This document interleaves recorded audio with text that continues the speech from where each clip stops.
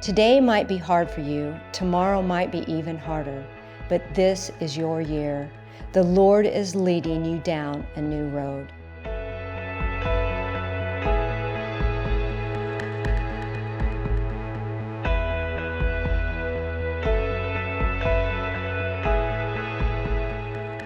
Evangelist, gospel music artist, songwriter, multi-award Dove nominee, Johnathan Bond has been serving God in full-time ministry since 1995.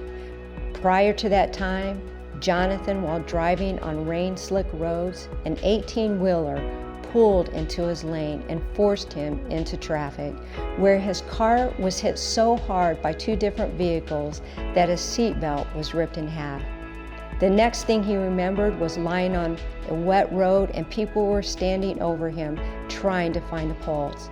After a few minutes of CPR, the paramedic said, "We can't do anything for him, he's dead."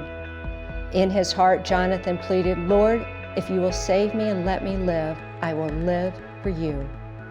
This is his story. This is today's Nashville. This is faith. Johnathan, it is a pleasure to sit down with you this morning. I was so excited. We have a mutual friend who introduced us. Yes, so excited to be here. Thank you very much. And our friend is Barbara. Barbara Fairchild. None other than. I know. She called me up. She said, "You have to have Johnathan." And I was so honored when we talked that you would be on this show. So welcome. Oh, thank you. So excited to be here. Thank you for what you do, making a difference in the lives of others. Oh, well, you know what? God is really working in your life too.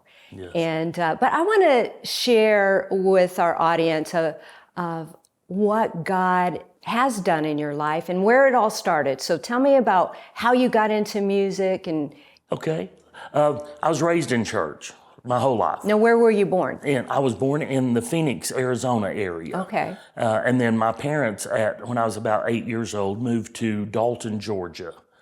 And raised in church my whole life. I've always believed in God, always believed in Jesus, but things were good. I didn't really need them, you know. I was good on my own until September the 24th of 1991. It was a Tuesday afternoon.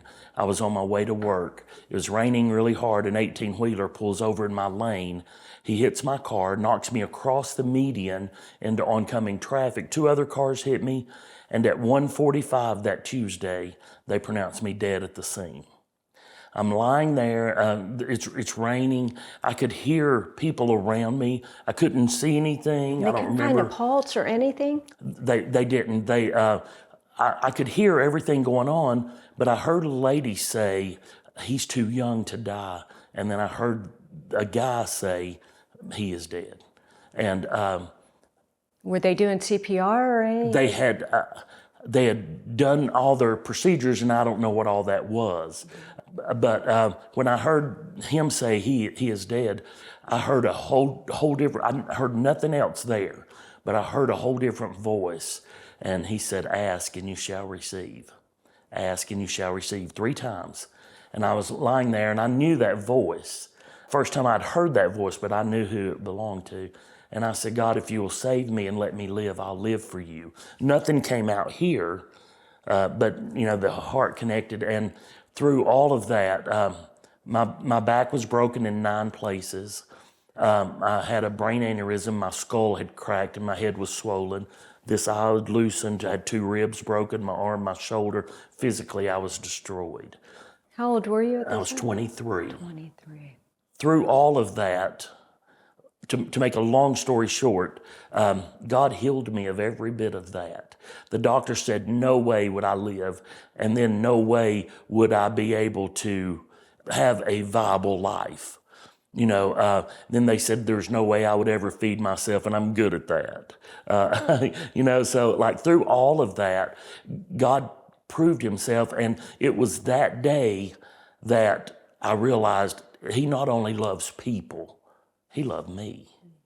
You know, it changed my whole world. What was your life like in, you know, I'm sure you were in the hospital for a long time in rehab, and what was that like? Well, I left the hospital against medical advice. Now, how long were you in there? 4 days. Only 4 days? With everything going on? The day that, there's a lady from my mother's church, she's really touchy-feely.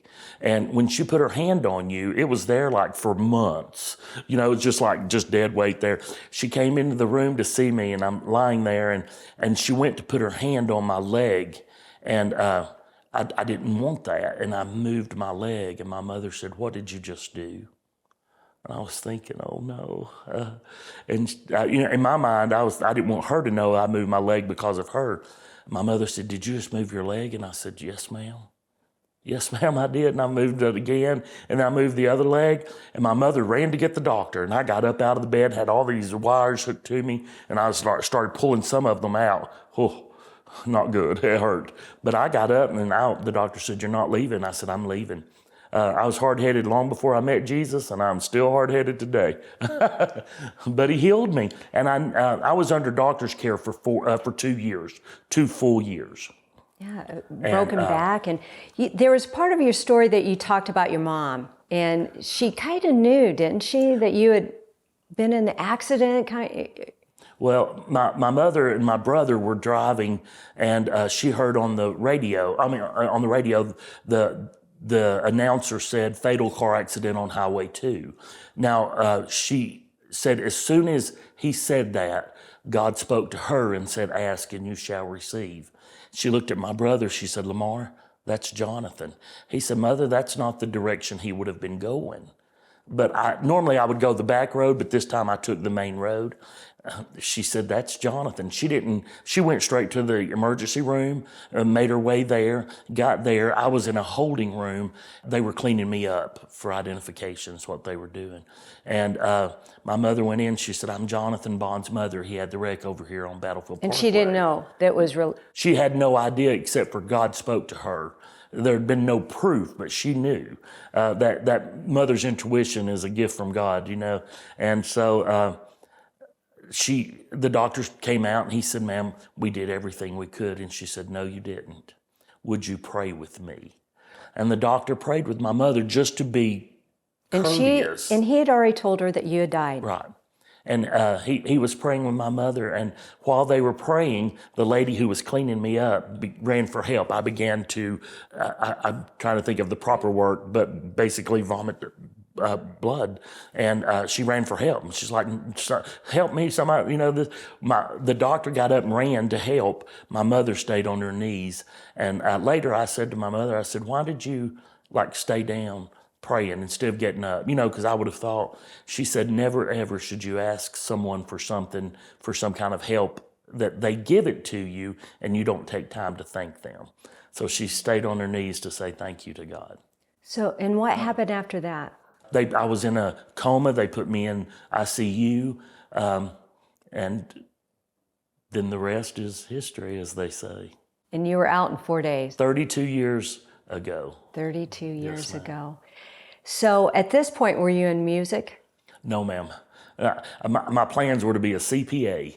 I've got a bachelor's degree in accounting, and I had plans. But thank the Lord, his plans are better.